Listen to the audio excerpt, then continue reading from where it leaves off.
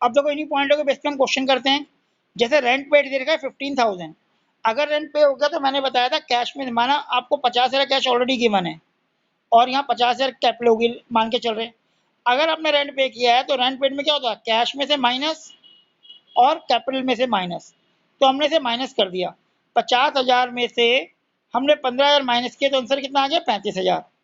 इधर 50 में 15 माइनस किया तो 35,000। तो रेंट पेड का क्या था, कैश से माइनस होता है और कैपिटल से माइनस होता है। आउटस्टैंडिंग सैलरी बताया था, आउटस्टैंडिंग सैलरी में एक तो कैपिटल से माइनस होता है, 18,000 हमने माइनस कर दिया, और एक नई लायबिलिटी क्रिएट होती है आउटस्टैंडिंग सैलरी 18,000। तो इस ट्रांजेक्शन से क्या हुआ, हमारी कैपिटल कम हो गई और नई लायबिलिटी क्रिएट हो गई। अब इसको हमने इक्वल किया तो कैसे आया, यहाँ 35 का 35 में कोई चेंज नहीं है, 35 की कैपिटल थी, 18 माइनस किया और 17,000 बचा, 18,000 की नई लायबिलिटी क्रिएट हो गई। तो उसके बाद हमारी पोजीशन क्या हुई, 35,000 हमारे पास कैश है, 17,000 हमारे पास कैपिटल है और 18,000 हमारे पास लायबिलिटी के नाम पर आउटस्टैंडिंग एक्सपेंस सैलरी है। अगले पॉइंट पे आते हैं, प्रीपेड इंश्योरेंस। अगर प्रीपेड इंश्योरेंस में मैंने कहा था एक तो कैश कम होता है और एक नई एसेट्स बनती है प्रीपेड इंश्योरेंस के नाम से, जो हमने पिछली वीडियो में देखा था। तो क्या रूल देखो भाई लग रहे हैं, कैश 1,000 माइनस हो गया, 35,000 से 1,000 गया 34,000, प्रीपेड इंश्योरेंस नया कॉलम आ गया 1,000, यहाँ पे कोई चेंज नहीं है, 17,000 और ये 18,000। तो 34,000 प्लस 1 35,000 और 17,000 प्लस 18,000 35,000। तो जो पिछली हमने टेंशन पड़ी थी उसका न्यूमेरिकल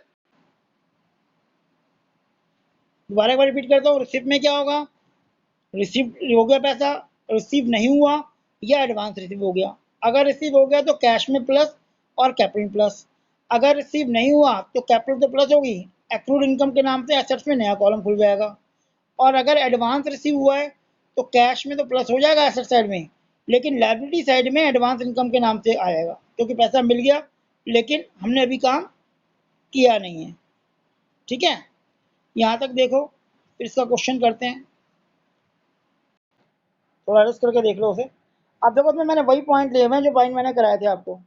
क्या लिखा है, इंटरेस्ट रिसीव, 3,000 का आपको इंटरेस्ट मिला है। अगर आपको इंटरेस्ट मिल गया तो हमारी एसेट में कैश में प्लस होता है। तो कैश में मैंने एक फिगर 70,000 पहले ले रखी है कैपिटल की, तो कैश में 3,000 प्लस हो गया 73 हो गया, और कैपिटल 3,000 प्लस हो गया 73। तो अब हमारी कैपिटल होगी 73। एक्रूड इंटरेस्ट कमाया लेकिन आपको मिला नहीं है, नहीं मिला तो कैपिटल प्लस होता है और एक्रूड इंटरेस्ट इनकम के नाम से नया कॉलम बन जाता है।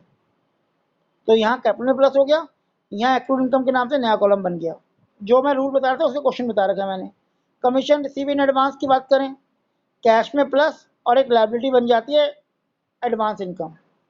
तो उसके बाद 79 मेरे पास कैश है, 4,000 एक्रूड इनकम है और 77 कैपिटल है और 6,000 एडवांस इनकम है।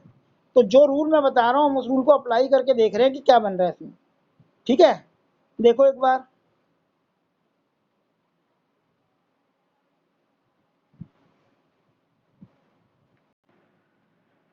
अब देखो हम अगले पॉइंट में आते हैं, गुड्स के पॉइंट में।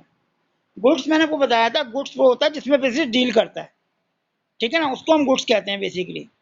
तो गुड्स में क्या होगा, अगर गुड्स को आप परचेज या सेल करो तो उसकी ट्रीटमेंट क्या होगी। देखो, अगर हम गुड्स को परचेज करते हैं तो परचेज के दो केस बनेंगे, या तो मैं कैश परचेज करूँ कि अभी मैंने माल परचेज किया और अभी उसे पेमेंट कर दी, या मैं क्रेडिट परचेज करूँ, उधार परचेज कर रहा हूँ कि आज परचेज करूँगा और 2-3 महीने बाद उसकी पेमेंट करूँगा। तो इसका इफेक्ट देखते हैं अकाउंटिंग क्वेश्चन में क्या पड़ता है। अगर मैंने गुड्स को कैश परचेज किया है तो नॉर्मल सी बात है, कैश मेरे पास से चले गया, तो कैश मेरे पास चले गया तो कैश में से एक एसेट जो है कैश कॉलम में से माइनस हो जाएगी। और अगर मैंने उसे चेक दिया है बैंक का तो मेरा बैंक कॉलम माइनस हो जाएगा, बैंक कॉलम कम हो जाएगा और मेरे स्टॉक में गुड्स बढ़ जाएगी क्योंकि मैं परचेज कर रहा हूँ। तो देखो ना, गुड्स परचेज की स्टॉक आया, माल आया तो स्टॉक में प्लस हो गया और कैश गया तो माइनस हो गया। अगला पॉइंट, अगर मैं उधार परचेज करता हूँ क्रेडिट, तो एसेट साइड में स्टॉक में प्लस हो जाएगा और क्योंकि मैंने कैश नहीं दिया तो क्रेडिटर बन जाएंगे मेरे। और क्रेडिटर क्या होते हैं, क्रेडिटर मेरी लायबिलिटी होते हैं। क्रेडिटर्स क्यों कहते हैं, क्रेडिटी जो लायबिलिटीज होते हैं। तो देख लो, जब भी मैं परचेज करूंगा मेरा स्टॉक तो बढ़ेगा ही बढ़ेगा, चाहे मैं कैश परचेज करूं चाहे मैं क्रेडिट परचेज करूं। अगर कैश परचेज कर रहा हूं तो कैश कम हो जाएगा, अगर क्रेडिट परचेज कर रहा हूं तो लायबिलिटी बन जाएगी। तो बात क्लियर हो रही है कि सिस्टमेटिक तरीके से चलते हैं, ऐसा नहीं कोई गलत वो हो रहा है, जो ट्रांजेक्शन हो रही है उसके अकॉर्डिंग, और कोई रूल नहीं है। अगर आप जर्नली से फॉलो करोगे तो कोई टेंशन नहीं, आराम से समझ आएगा आपको। अगले पॉइंट में आते हैं, 6 पॉइंट। अगर यही बात सेल की होगी, अगर हम माल को बेचेंगे, तो अगर हम माल को बेचेंगे तो हमारे पास 2 पॉइंट आएंगे, ध्यान रखना, कॉस्ट प्राइस और सेलिंग प्राइस। ध्यान रखना, 2 प्राइस दे रखूंगा आपको कई बार, कॉस्ट प्राइस, सेलिंग प्राइस। अब जब मैं माल को बेचूंगा तो ध्यान से देखना, या तो मैं कैश बेचूंगा या मैं क्रेडिट में बेचूंगा, उधार बेचूंगा।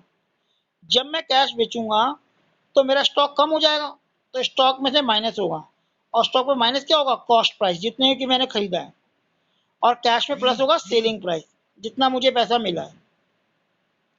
और क्रेडिट में क्या होगा, स्टॉक में कम होगा कॉस्ट प्राइस जो दे रखा होगा, और डेटर बढ़ जाएंगे सेलिंग प्राइस से।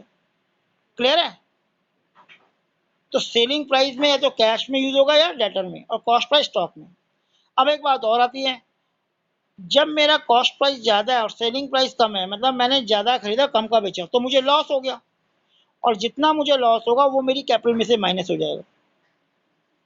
इसका रिवर्स, अगर सेलिंग प्राइस ज्यादा है और कॉस्ट प्राइस कम है, जैसे इसमें दिखाया जा रहा है, तो मुझे प्रॉफिट हो रहा है, और प्रॉफिट जो होगा वो कैपिटल में प्लस हो जाएगा। परचेज में एक केस नहीं होता कॉस्ट प्राइस सेलिंग प्राइस का, लेकिन सेलिंग के केस में कॉस्ट प्राइस और सेलिंग प्राइस होता है।